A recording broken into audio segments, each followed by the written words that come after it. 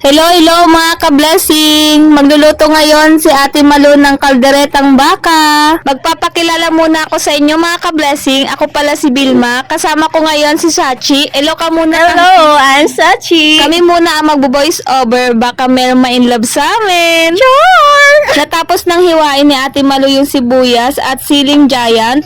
Hindi yan siling giant. Bell pepper yung Vichy.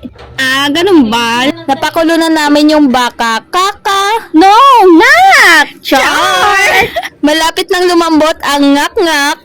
Ay, baka pala yung Vichy. Dito na tayo sa part na magigisa na si Ate Malu. Nilaglag niya na yung sibuyas at susunod na yung bawang. Halu-haluin mo na Ate Malu. Parang pag-ibig lang yan. Pinaikot-ikot ka lang. Char! Napalambot na namin yung baka kaya gigisayin na ni Ate Malu. Pagkatapos halu-haluin ni Ate Malu yung baka, lalagay na yung toyo. Ikaw Sachi, may toyo ka ba? Yes, sometimes. At dahil dyan, lagyan na natin ng suka para mawala na yung toyo mo. Char! Lagyan ulit natin ng suka para maging yummy. Charap-charap!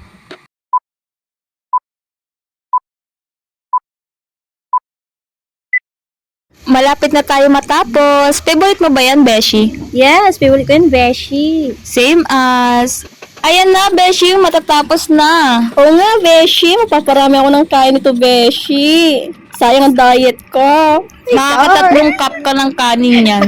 Nilagay na yung Rino, Beshi. Alam mo ba, masarap yung Beshi. Yes, Vichy. Pinapalamang ko minsan sa tinapay. Oo nga, yummy yan, di ba? Yes, yummy, yum, yum, yum.